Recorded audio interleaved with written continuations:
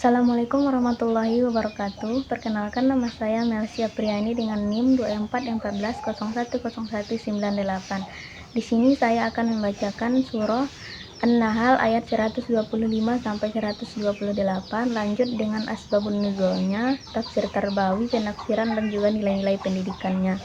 Yang pertama, saya akan membacakan surahnya terlebih dahulu.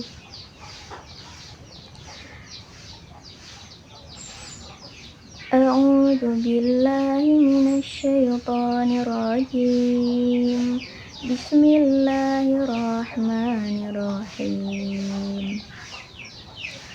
Ud'u ila sabili rabbika bil hikmati wal mau'izatil hasanah wajadilhum billati hiya ahsan. Inna rabbaka huwa a'lamu biman dhalla an sabilihi wa huwa a'lamu bil muhtadin. Wa in 'aqabtum fa'aqibu bimisli ma 'uqibtum bih wa la in sabartum lahuwa khairul lis-sabirin. Wasbir wa ma sabaruka illa billahi wa la tahzan 'alaihim wa la taku fi dhayqin mimma yamkurun. Innallaha ma'al ladzina ittaqaw wal ladzina hum muhsinun. Shadaqallahul azim. Yang artinya, serulah manusia kepada jalan Tuhanmu dengan hikmah dan pelajaran yang baik, dan debatlah mereka dengan cara yang baik. Sesungguhnya Tuhanmu, dialah yang lebih mengetahui siapa yang sesat dari jalannya, dan dia lebih mengetahui siapa yang mendapat petunjuk. Dan jika kamu membalas, maka balaslah dengan balasan yang setimpal dengan siksaan yang ditimpakan kepadamu. Tetapi jika kamu bersabar, sesungguhnya itulah yang lebih baik bagi orang-orang yang sabar. Dan bersabarlah, kesabaranmu itu hanyalah dengan pertolongan Allah, dan janganlah engkau bersedih hati terhadap mereka, dan janganlah pula engkau bersempit dada terhadap tipu daya yang mereka rencanakan. Sesungguhnya Allah beserta orang-orang yang bertakwa dan orang-orang yang berbuat kebaikan.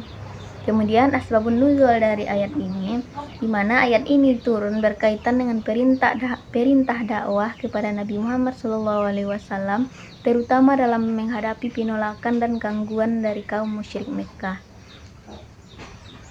Jadi sebagian musafir juga menjelaskan bahwa ayat 126 ini turun setelah kaum muslim merasakan penderitaan dan kekejaman dari orang-orang kafir. Kemudian lanjut dengan penafsirannya, tafsir ayat 125, yaitu Allah memerintahkan Nabi Muhammad untuk berdakwah dengan 3 metode utama. Yang pertama yaitu hikmah, di mana hikmah ini menyampaikan dakwah dengan ilmu, kebijaksanaan, dan cara yang tepat sesuai kondisi orang yang diajak bicara. Kemudian yang kedua yaitu mau'izah hasanah, di mana memberi nasihat itu dengan lembut, menyentuh hati, dan juga penuh kasih sayang. Kemudian yang ketiga yaitu mujadalah billati hiya ahsan, di mana berdebat atau berdiskusi dengan cara yang terbaik, yaitu dengan sopan, tidak menghina, dan juga tetap menghormati lawan bicara. Kemudian tafsir ayat 126, Islam membolehkan membalas perlakuan buruk secara setimpal, tetapi tidak boleh melampaui batas. Kemudian tafsir ayat 127, Allah memerintahkan Nabi SAW untuk tetap sabar menghadapi penolakan dan juga makar kaum kafir. Jadi kesabaran sejati itu berasal dari pertolongan Allah, bukan semata karena kekuatan manusia. Kemudian tafsir ayat 128, itu Allah memberikan ketenangan bahwa dia bersama orang yang bertakwa dan orang yang berbuat ihsan. Kebersamaan Allah itu berarti berupa pertolongan Allah, kemudian perlindungan dan juga bimbingannya. Kemudian lanjut tafsir terbawinya. Yang pertama itu pendidikan, metode dakwah yang bijak. Jadi ayat ini mengajarkan bahwa pendidikan dan dakwah itu harus dilakukan dengan hikmah, kelembutan, dan juga pendekatan yang baik. Kemudian yang kedua yaitu pendidikan komunikasi yang santun, di mana perbedaan pendapat itu harus disikapi dengan dialog yang sopan dan juga beradab. Kemudian pendidikan pengendalian emosi.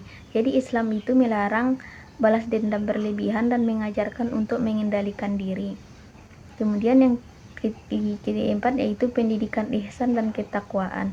Jadi ayat ini mendidik manusia itu agar selalu merasa diawasi oleh Allah, berbuat baik dan juga menjaga ketakwaan. Kemudian yang terakhir yaitu nilai-nilai pendidikannya. Yang pertama tentunya adalah nilai hikmah. Nilai hikmah ini yaitu bersikap bijaksana dalam berbicara dan juga bertindak. Kemudian nilai kesantunan yaitu mengutamakan tutur kata yang baik dan lembut. Kemudian nilai kesabaran yaitu sabar dalam menghadapi ujian dan juga tantangan. Lalu nilai keadilan yaitu membalas dengan setimpal dan tidak melampaui batas. Kemudian nilai toleransi dalam berdialog yaitu menghargai lawan bicara dan tidak memaksakan kehendak.